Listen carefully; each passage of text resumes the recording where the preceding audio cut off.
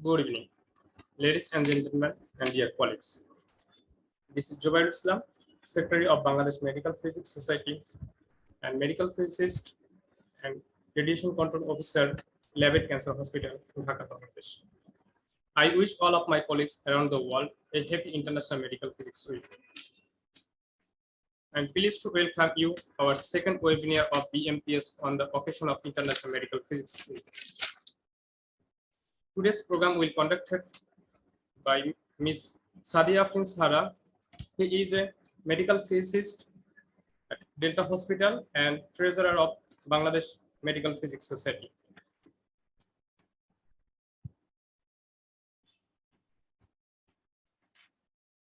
Now, floor is on your Ms. Sadia Finsara.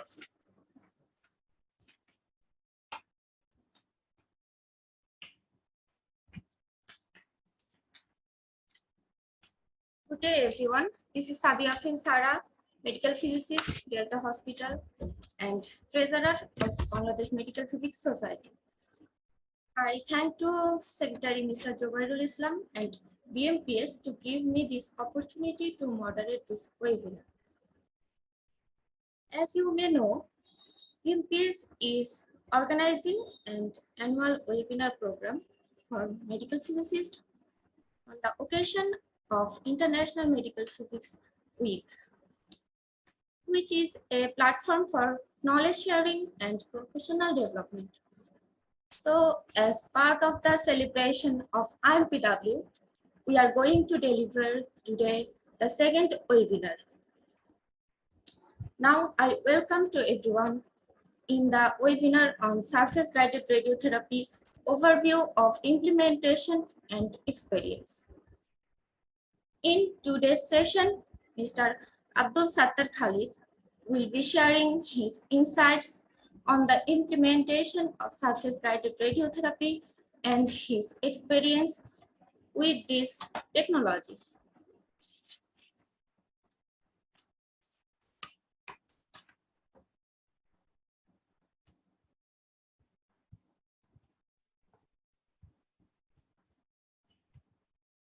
Mr. Khalid currently holds a medical physics post at the National Cancer Center Care and Research in Qatar.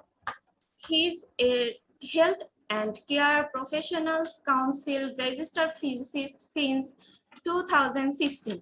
He obtained his physics undergraduate degree at the University of Manchester and his medical physics Masters of Science degree at the University of Liverpool and completed his medical physics training at the Christie NHS Foundation Trust in the United Kingdom. He has been involved with all aspects of radiotherapy physics since 2013, with a particular focus on brachytherapy and advanced treatment planning techniques. He has been parts of Christie's School and Oncology teaching faculty is delivering FRCR physics course in the UK.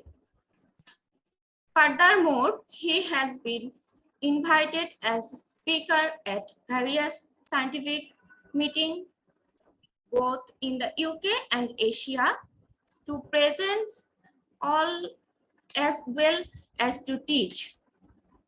He is also general member of Bangladesh Medical Physics Society. I have requested everyone to mute their microphone during the session. After speaker sharing his experience and insights, we will have question and answer session where you can ask any questions you may have about surface-guided radiotherapy. We encourage you to participate in the discussions and ask any question. Now, I invite to Mr. Khalid to deliver his talk on surface-guided radiotherapy overview of implementation and experience. Good evening, everyone. Thank you very much for the introduction, Ms. Sadia and Jubairul. Thank you very much for having me here today. So I will go straight to the presentation.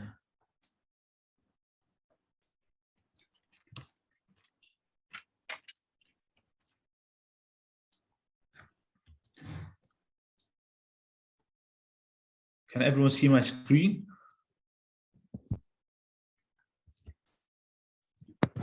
Yes, sir. Yeah, yes. Okay, so I'm going to talk to you today about service-guided radiation therapy and basically a bit of an overview of the implementation and experience that we have in Qatar.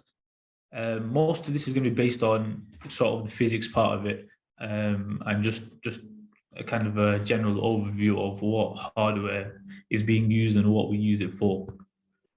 So I have to declare a conflict of interest. Here in Qatar, we are a reference site for the company Vision RT, and we have their product known as Align RT as the SGRT system here since 2018. So there's different manufacturers for surface guided radiotherapy. However, I'm going to focus more on this particular company, Vision RT, just because this is what I'm used to using here in Qatar. So the learning objectives for this lecture will be three things, hopefully: surface guided radiation therapy and sort of different clinical sites that can benefit from this technology. We'll learn about the main components and their functions, and we'll talk a bit about the importance of quality assurance. And we'll learn about a typical clinical workflow based on our clinical experience, which is for deep inspiration, breath hold, breast treatments. The contents of my presentation are going to be, first of all, what is SGRT, what are the benefits, and how does it work? I'll talk about the components. I'll talk about acceptance and commissioning and the QA program that we have implemented. And then I'll finish off with just the clinical workflow based on our experience. And this will be particular to the breast DIBH. So the main parts of this will be the first two, what is SGRT and the components, and I'll have just a short part at the end. So first of all, what is surface guided radiation therapy? I'm going to refer to this as SGRT just to be quick. So in a sort of a quick, small sentence, SGRT is the use of surface mapping technology to track the patient's surface. So we're looking at the patient's surface in 3 dimensions for setup as well as managing the motion during treatment. So it uses kind of specialist cameras to watch the patient's surface. I'll go into how this is done. It watches the patient's surface and it allows you to interact with the system to both manage how the patient is moving as well as manage the treatment during that motion. So the question is, why use surface guided radiation therapy? What is the benefit? So the biggest benefit is real-time setup and motion management. As you all know, during radiation therapy, we're doing image guidance now as kind of standard. So we're imaging the patient and seeing what's happening inside the patient. However, this means we take an image, we assess the image, and then based on that assessment, we will either move the patient and then treat the patient. This is close to real time, but it's not actually real time because there's always time differences between imaging and treatment. So this particular system allows you to watch the patient in real time. And because you can do this, you can hold the beam, you can gate the beam, and you can trigger this in 6 degrees of freedom. You can choose different tolerances in all 6 degrees of freedom. So for example, vertical, lateral shifts, longitudinal shifts, you can have differences in those, how you want to kind of, for it to allow it to change patient specifically. So it doesn't have to be a broad 5 millimeter, 2 millimeter whatsoever. It can be specific to the patient and the patient's comfort, as well as the patient's kind of the way the patient will relax. These tolerances can be changed at any time. They can be changed during the treatment itself, as the treatment goes on, from fraction to fraction and from patient to patient. The SGRT can be correlated to imaging of internal anatomy anytime. So when I talk about IGRT, it's a complementary system to the IGRT system. So you're not replacing IGRT, you're watching the surface and you can see how the surface is moving whilst also looking inside to see where the tumor is or if there's any internal changes in anatomy.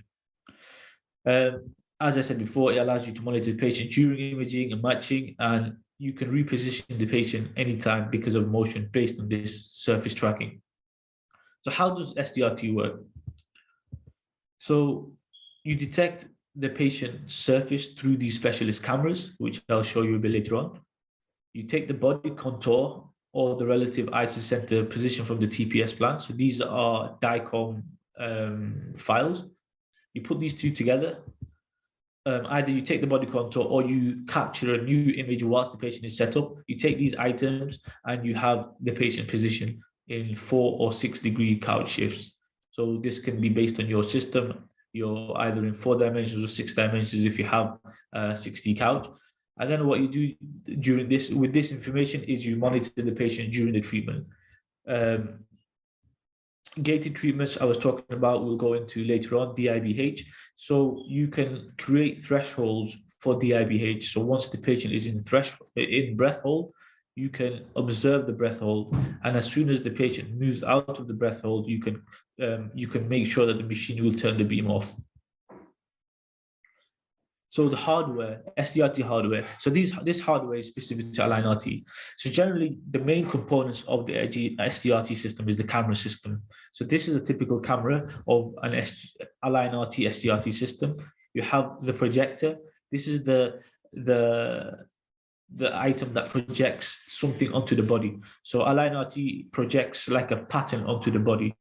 And then you have image sensors. These image sensors then watch that projection on the body to map out how the body will look. So we don't just have one camera, you have 3 camera systems so that you can have a better spatial resolution, you can have a better idea of how the surface is looking. If you just had one camera, you wouldn't be able to see if there was any obstructions, you wouldn't be able to see when the gantry rotates, and you wouldn't have as much information. So a typical Align RT system consists of 3 cameras, which is shown in this schematic diagram. You have lateral cameras, they position slightly forward, just to avoid the collision with the gantry. You have a central camera, which is positioned at the foot. This looks directly at the patient from kind of above them. And using the 3 cameras, it allows you to get a good idea of what the patient surface is looking like throughout the whole treatment time. So what happens is this camera system, the projector, will project what we call a pseudo-random optical pattern onto the patient. This pattern adds texture and is used for 3D construction by the image sensors. So the image sensors will then see the reflection of this speckle pattern on the patient and create a 3D reconstruction of how the patient is looking. So you can see on the diagram below, this is an example of what the speckle pattern looks like on the patient and how the system then translates that pattern from the patient into what the surface is going to look like. It's close to infrared light. It's not quite infrared, and it's not harmful to the patient's eyes. So what happens then, the system creates vertices and triangulates them. So each vertex comprises of different coordinates, X, Y, Z values, and each of those triangles consists of 3 corresponding vertices. And the system creates a 3D surface model, and this can be up to 20,000 points, depending on the resolution you are using. So the schematic diagram on the left shows you the rendering of the vertices and triangles across the patient's surface. And once the system takes this information, it will create a smooth rendering of these triangles. And you can see the image on the right shows you an example of a patient, a breast patient. And you can see how well the system can show you the different contours across the body. You can see clearly the breast, the patient's chin, the patient's neck, the patient's arm position. So it's extremely good at showing you what the patient is looking like. So this data is then used later on in terms of how you want to resolve it, the resolution. So the larger the triangles, the lower the resolution, the smaller the triangles, the higher the resolution. So kind of a rule of thumb is the more complex the treatment, the higher the resolution is required. The higher the resolution being used, the slower the system can be in terms of real time, because there's processing involved. So generally, the low resolution frame rates can be used for breast. And as you go towards more complex situations as SBRT or head and neck, brain, you need much higher resolution to be able to see any small changes in the surface, any small tiny movements, because it's extremely important for those more complex treatments. Coming back to the cameras, so we talked about what the cameras are. So the cameras, all three cameras will see different things.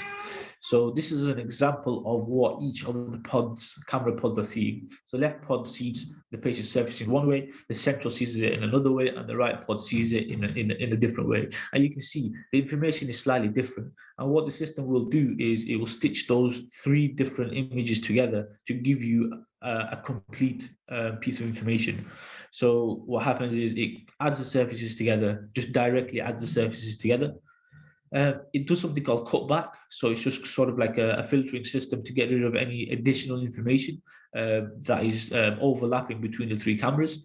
And after doing this cutback, it creates a merged surface of the actual surface. So you can see when you put the three images together, how well you can see the patient's surface and how well you can observe and monitor during treatment. And the quality and resolution is good. This is a low resolution one, but it's more than enough for what you need to see. Finally, the information you get from all of this is translations in different dimensions, in the 6 degrees. So you have your rigid registration produces what we call delta values. So these are in 6 dimensions: vertical, longitudinal, lateral. You have what we call the magnitude. This is the overall misalignment of those 3 translations, and you get a rotational, roll, and pitch value as well. So this is the final thing. Each one of these things can be set independently from each other. For example, maybe you don't have a system that can account for rotation, roll, and pitches. So you can sort of work manually to reduce those and have a tolerance system based on the vertical, longitudinal, and lateral only to kind of prompt the system to tell you that the patient's not in the correct position. So that takes us on to the acceptance, commissioning, and the QA part of it. So as all physics equipment, all radiotherapy equipment, acceptance and commissioning is carried out as normal. Acceptance based on the manufacturer specification, commissioning based on the way you're going to use the system, end-to-end testing, etc., etc. So there's no real difference between how you would commission the system. It's commissioning and acceptance, in my opinion, is almost the procedure is the same for any equipment. However, you need to think about how you're going to use the system. There is QA guidance and recommendation available for SDRT. There's a document known as TG302. This gives you guidance on what types of QA you should be performing, what you should be looking at. This is, of course, guidance. It's a great place to look at. And like I said, think about how the system is going to be used. For example, in our particular center, we used it for DIBH first. So with DIBH, what kind of problems can you come across? What kind of situations can you have, and how do you test those situations to make sure that your system is accurate and your system is working correctly? So in our situation, what we did was, this is just a glimpse of how we commissioned the system. We thought about the DIBH approach, because the Align RT will send out what we call a beam hold interlock to the LINAC if the surface doesn't match. So we wanted to be sure that it's sending this signal correctly. It's telling the machine to stop beaming correctly at the right time. And also what this will do to the beam. How will it affect the beam? Is it going to affect the output? Is it going to affect the quality? So we thought about this and we wanted to test this. So we did this as part of the commissioning, additional part of commissioning, not just commissioning the system, how the manufacturer says it works. We also thought about how we would use it. So in this particular case, we tested the output by just a very basic setup, really. We just inserted the chamber into some solid water, positioned it into a phantom, just whatever phantom we had in the department, and we tested it using Align RT. We delivered 100 MUs at gantry 90 with a collimator 90 standard 10 by 10.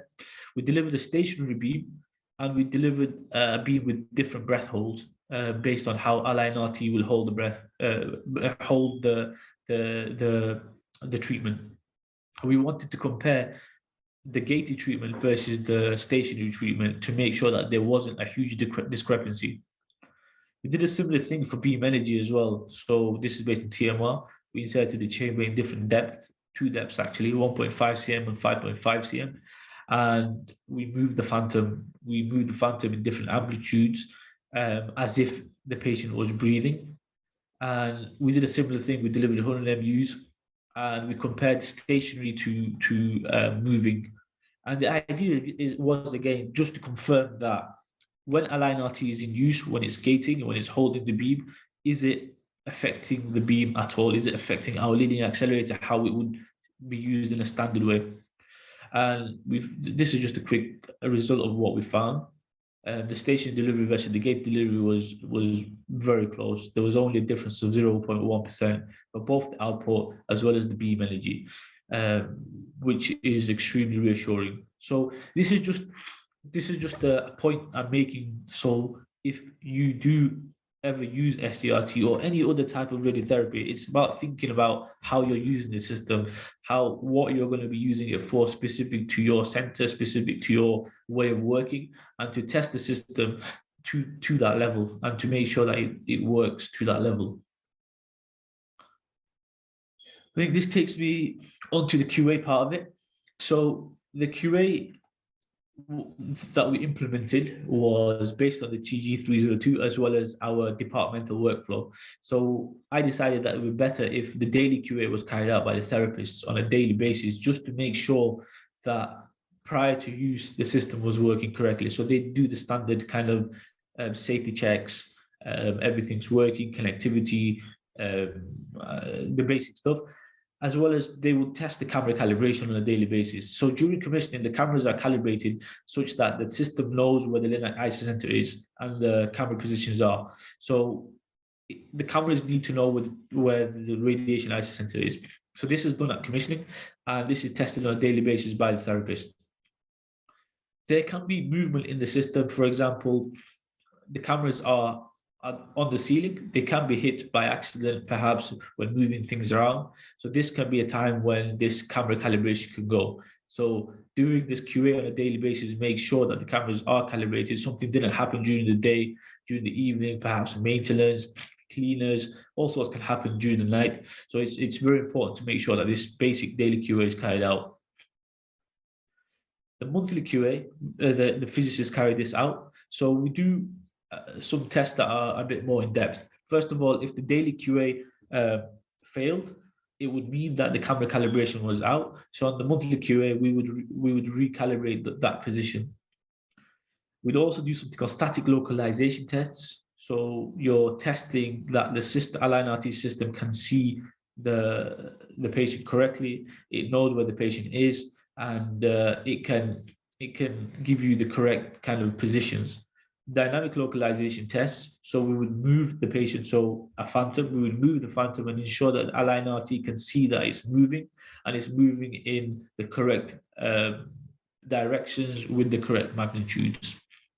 And we implemented an additional thing called gating a real-time coaching test. So what we do here is we would create a random treatment that would be gating. We use the phantom, which would move up and down, and we'd ensure that as that phantom moved out of tolerance, so the tolerance that we would set, for example, the patient can breathe less than 5 mm.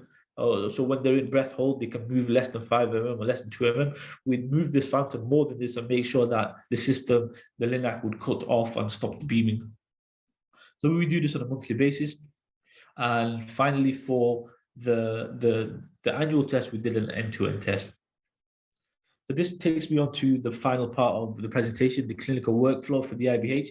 This bit's going to be quite quick. So what we do in our department is the simulation. The patient comes in 2 days for simulation. The first day, we do what we call a DIBH coaching. And this is just to ensure that the patient can actually carry out the IBH. They are comfortable, they are capable. And if they are not, then the patient would not be a candidate for DIBH. So the coaching part is pretty important. It gives the patient a chance to understand, to see how the treatment will go, what they'll have to do. And when they come on the second day for the actual scanning, they should be a little bit less anxious. They should be a little bit more relaxed because they've already seen and experienced how things are going to go.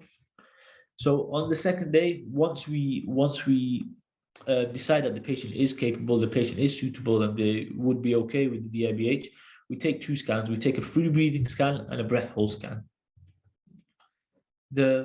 Both those scans are exported to the treatment planning system as they were taken at the same session. They're already registered. We plan using the breath hold scan, and we would have both the breath hold and the free breathing structure set together and exported to Align RT. So we export the body contour, the external contour, to Align RT, so that Align RT can see what the body contour looks like, so that they can set the patient up. We send the isocentric vertical coordinates in the setup note as well, so that on setup, you know what is happening. And what happens on the machine is the patient has what we call a coaching tool. And when we tell them to hold the breath, they can see where they need to hold the breath. And during treatment, the patient will be positioned on the bed. We will load the breath hold Align RT. We would load the free breathing body into Align RT. We will use this surface to set the patient up inside the room, which is pretty quick. Once the patient is set up, we'd switch to the breath hold body contour, and we would ask the patient to hold their breath. When they're holding the breath, we will watch on Align RT to make sure that the patient is in the position that they're supposed to be, based on the breath hold body contour. Now, if the patient isn't able to replicate this particular scenario, we would then create what we call a new reference position. We would recapture a new reference position, and we will use this new recapture during the day as the reference, and we will disregard the breath hold body from the treatment plan that came along. Once we're happy that the patient is in the correct position, we'd adjust the lateral and longitudinal to perfectly match everything. You perform the imaging as usual, your MV images, your KV images, however you do it in your department. In our department, we'd take MV images, lateral MV images of the patient's breast using the treatment monitor units. We'd ensure that internally everything is okay. There is no swelling of the breast. There's sufficient flash, etc. And we'd treat using an IRT. So we'd ask the patient to hold the breath. LNRT will see that the patient is in the correct position. We'd start treatment. And as soon as the patient moves out of breath hold, and LNRT will see that the patient surface has changed, it will stop the beam. So it gives us a much better way of watching how the patient's surface is during treatment. So this takes me to the end of the presentation. Thank you very much for listening. It was quite rushed. I apologize. If you have any questions, please go ahead.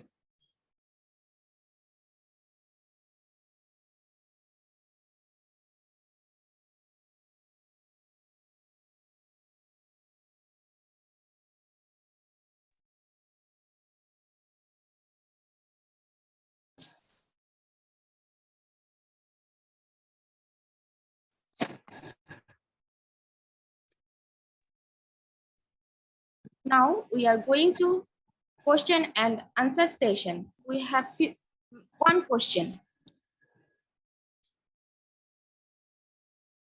Do we have to make immobilization mold for DIBS patient too? Mr. Sattar Khalid, please answer. Yeah, so for DIBH patients, I guess it's department specific. For our department, we don't do immobilization molds or masks for DIBH patients or any breast patients. So we use a standard breast board to set the position up with different headrests, with different arm positions, with different inclines, because the breast is quite reproducible on a breast board. Inclines are reproducible. We feel that you don't need to use a mask or an immobilization device in that sense, the breastboard is enough.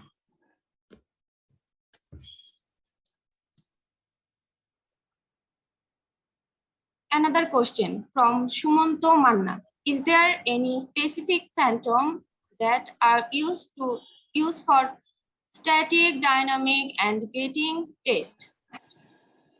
That's a very good question, actually. So LNRT, they have phantoms. They have what we call a cube phantom. It's a basic cube phantom which you use to look at the surface. Now, personally, it doesn't matter what phantom you use. It doesn't matter at all. We didn't purchase this LNRT phantom initially because of the cost. We used whatever phantom we had in the department. So in the department, we had a cube phantom, we had a ruby phantom. I decided to use the ruby phantom as my phantom because it doesn't matter. You just need a phantom that is stationary, that you can see, that has surfaces, and that can perform the test that you need to test. So in terms of static testing and dynamic testing, you're looking for the surface, you're moving the surface, and you're testing that surface can be tracked. In terms of the gating test, again, there isn't any specific phantom. What we did was we positioned a block on top of a moving oscillator that oscillates at a sort of set frequency. And what that did was it moved the block up and down. So it sort of mimicked how a patient's surface will move during breathing. That's it. It was just the basic phantom. And again, LNRT is that good that you can use the cameras to capture a surface from anything. So for us, the gating test was performed using this homemade phantom, and it was pretty straightforward. We have another question. Can you combine SBRT and CBCT? I'm not sure what the question is, but I think you might be asking if you can do it for SBRT and can you take a CBCT? Yes, you can use LNRT for SBRT because you're watching the surface. So you can use SGRT as a complementary system for SBRT. So you would take a surface capture using LNRT or any SGRT system, and you would also then perform cold beam CT later. You'd perform any other imaging you need to. What you can do in this situation is do your SGRT, take your CBCT, and see how the internal anatomy is. Move according to your internal anatomy and see how the surface has changed, and recapture a new surface. So then this new surface will become your reference surface for where your internal anatomy is. Another question from Yan Ling. Are you able to verify position at non-zero couch angle? That's a very good question. Yes, because of the 3-camera system, it's possible. You can combine 2-camera information even if the 3rd camera is not capturing anything. So the resolution will not be as good, the spatial information will not be as good, but it is possible. So for example, if the couch is at, let's say, 90 degrees, you can still see what you need to see. You have enough information. You have more than enough information. The only problem will be if let's say your couch is at 90 degrees and your gantry is at a non-coplanar angle, so you're covering one camera completely. You'll have information from 2 cameras. You will get enough information, but not as good. You will always need at least 2 cameras to have good resolution. If you cover 2 cameras, then it becomes a problem. Another question from Dr. Muhammad Anwarul Islam. Surface guided immobilization systems normally cover all parts of the body? Again, good question. So for breast, of course, because we don't use immobilization, is fine. The surface is exposed. Let's say, for example, SBRT. So nowadays there are immobilization systems which have an exposed area. For example, for head and neck, you can get SGRT masks that will expose, for example, this area so that you can have some surface for the SGRT system to see. So you can modify your immobilization devices to ensure that some surface is exposed for the system to see. If you're using immobilization in the pelvic region, again, you will only be immobilizing, for example, the hip area. You can still see the sort of abdomen, the chest. You don't have to immobilize the patient fully in all manners. You can expose some parts. For example, even the nose. If the nose is exposed, if a little bit of the lips is exposed, is enough for the SGRT system. Are there any noticeable difference in results between the gating technique using marker block and using align RT? No, we didn't find a noticeable difference really. It seemed to be. They seemed to agree to a good agreement. I think it was less than 0.5%.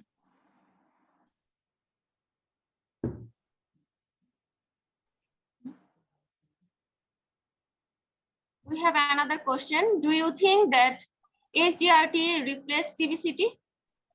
No, I don't think it will, because the problem with just using SGRT is you only see the surface. Now, for example, in the abdomen area, the way the bladder will fill, the way the bowel will move, the way the rectum will fill cannot be replaced. You cannot see this from the surface alone. So especially in the abdomen area, you need to see internally what is happening either on a daily basis or a weekly basis, especially for treatments such as prostates, for cervixes. The bladder could be different. The patient's, for example, bowel may be in a different position due to poor diet or some illness, etc. You may not see this with SGRT. So I don't think it will replace it fully. You need CBCT. It will be more of a complementary system.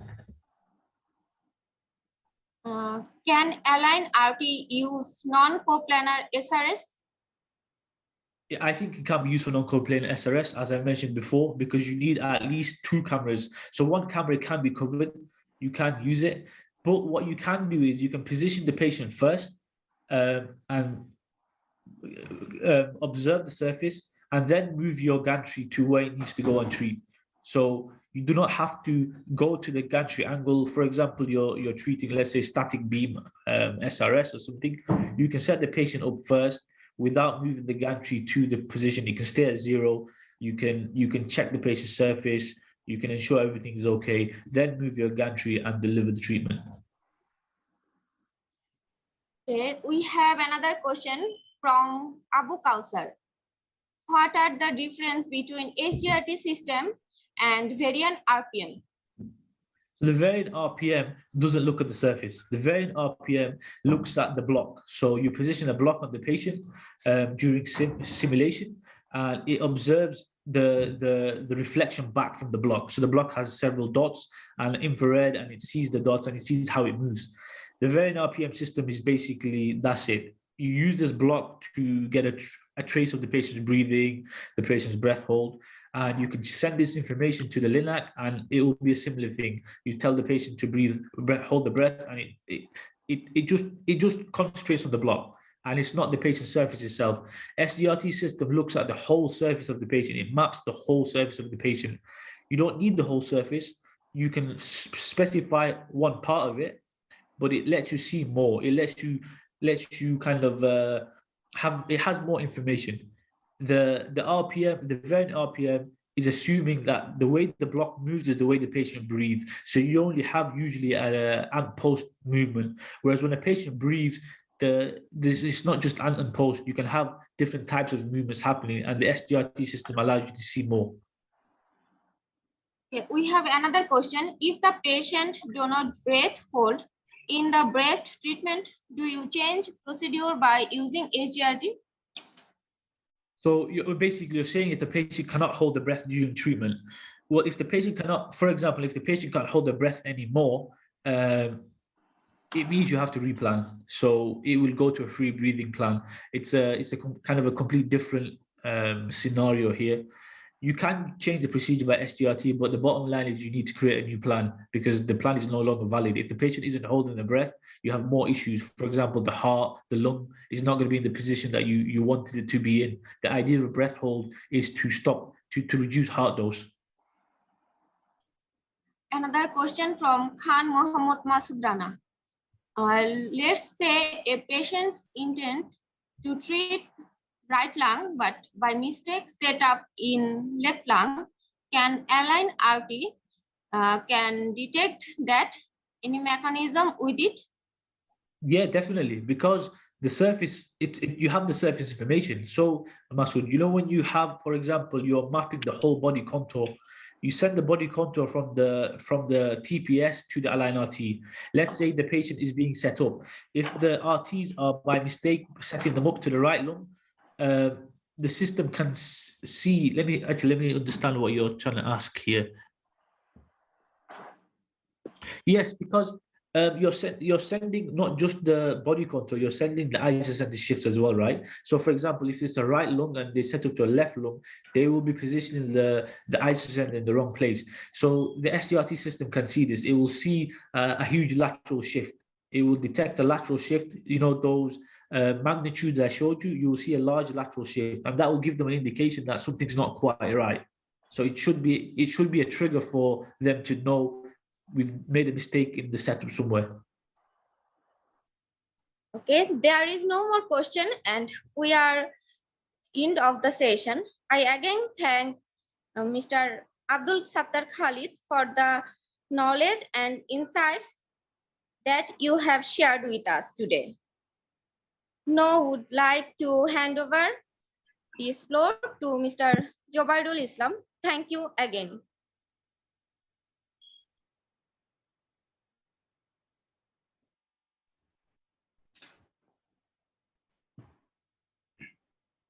Thank you very much, Mr. Khalid, for your insightful presentation on surface radiotherapy.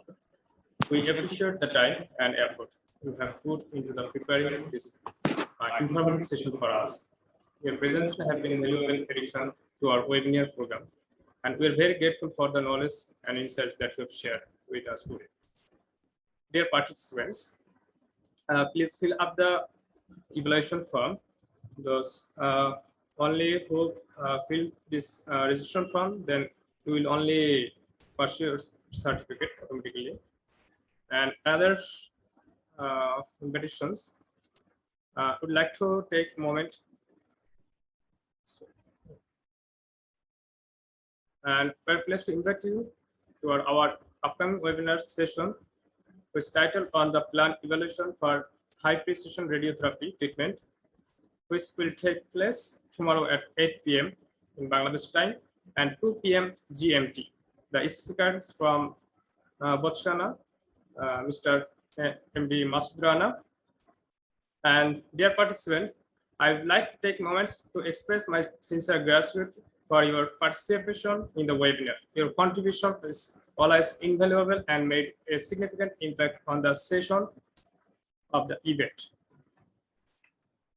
We look forward to your participation in the exciting and informative event in tomorrow. Thank you very much.